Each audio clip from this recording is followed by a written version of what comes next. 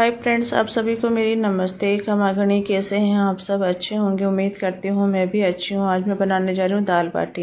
यहाँ मैं पहले सर्व कर रही हूँ, विधि बाद में बताऊँगी। यहाँ मैंने दाल बना ली मूंग मसूर और चने की। देखो मेरी बाटी कितनी सॉफ्ट और कितनी कुरकुरी बनी है।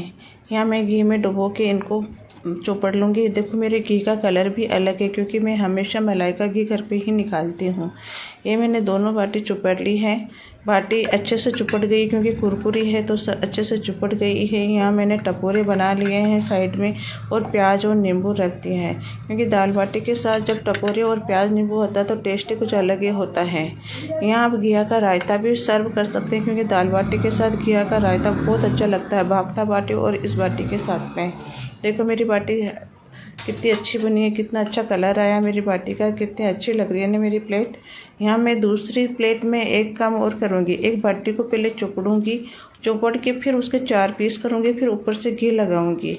यहाँ मैंने बाटी को चौपड़ के 4 पीस इसके कर लिए हैं। यहाँ मैं अब ऊपर से घी लगाऊंगी, क्योंकि हमारे जब कोई मेहमान आता है तो हम इसी प्रकार से बाटी सर्व करते हैं। और ये बाटी बहुत अच्छी लगती है, क्योंकि इसमें घी बहुत ज़्यादा जाता है। तो देख रहे हैं मैंने यहाँ पे ऊपर से भी घी लगा दिया है। यहाँ मैंने आटा लिया, आवश्यकता अनुसार नमक डाल दिया है।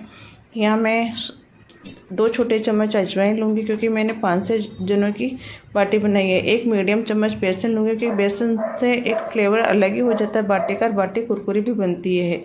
यहाँ मैंने अजवाइन मसल के डाल दूँगी। मैं 2 छोटे चम्मच में सौंफ भी डालूँगी, क्योंकि मैं बाटी में अजवाइन और सौंफ दोनों यूज करती हूँ। अजवाइन और सौंफ डालने से बाटी से गैस भी नहीं बनती और पेट भी ख़राब नहीं होता, टेस्ट भी बढ़ जाता है।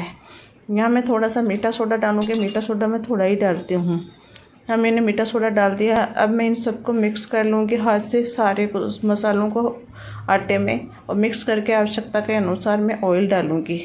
यहाँ मैंने 4 छोटे चम्मच ऑयल डाला, 2 छोटे चम्मच में ऑयल बाद में डालूँगी। और मैं नॉर्मल पानी से ही आटा लगाऊंगी, क्योंकि गुनगुने पानी से आटा लगाते हैं तो आटा सख्त लगता है और बाटी भी सख्त बनती है। तो मैं यहाँ क्या करूँगी कि नॉर्मल पानी से ही आटा लगाऊंगी। यहाँ मैं आटा लगा, उससे पहले सबको मिला लूँगी और फिर आटा लगाऊँगी। यहाँ मैंने आटा लगा लिया है। प्लीज़ मेरी रेसिपी अच्छी लगे तो लाइक और शेयर करिएगा और सब्सक्राइब करिएगा। यहाँ मैंने आटा लगा लिया। अब 2 चम्मच ऑयल और डालूंगी। आटे को दोनों हाथों से मैश करके नियर बाय इसको 10-15 मिनट के लिए रेस्ट कराऊंगी, क्योंकि आटा प्रूफ हो जाएगा तो बाटी बहुत ही सॉफ्ट और बहुत ही कुरकुरी बनेगी। देख रहे हैं मैं आटे को मैश कर रही हूँ दोनों हाथों से अच्छे से, और मैश करके इसको नियर बाय 15 मिनट के लिए रेस्ट दे दूँगी और ढक दूँगी। ये मैं आटे को ढक दिया मैंने।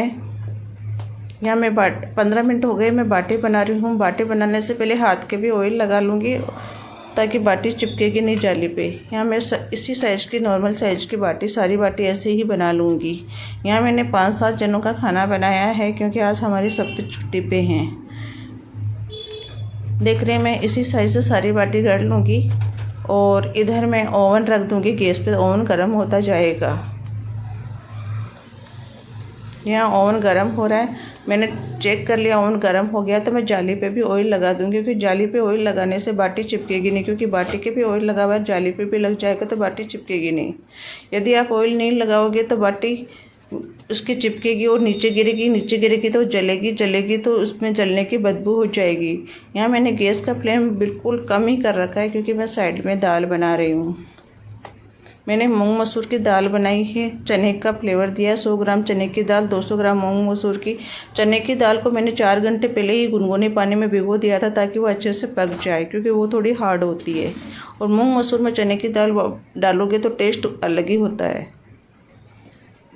यहाँ मैं सारी बाटी रख दूँगी। मेरे ओवन में नियर बाय 17-18 बाटी आ जाती है। यहाँ मैंने स्पेस करके पूरा ओवन भर दूँगी, ढक्कन लगा दूँगी।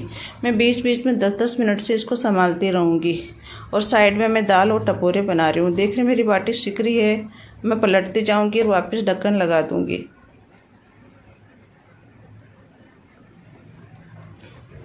यहाँ मैंने वापस ढक्कन लगा दिया है।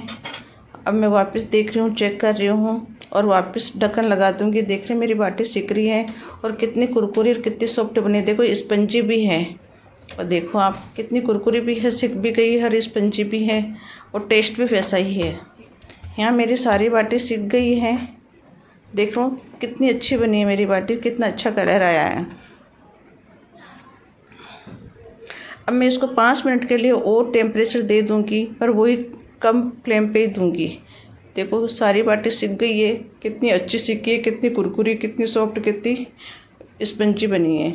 यहाँ मैं सारी बाटी को चौपड़ लूँगी। दाल मेरी बन गई है।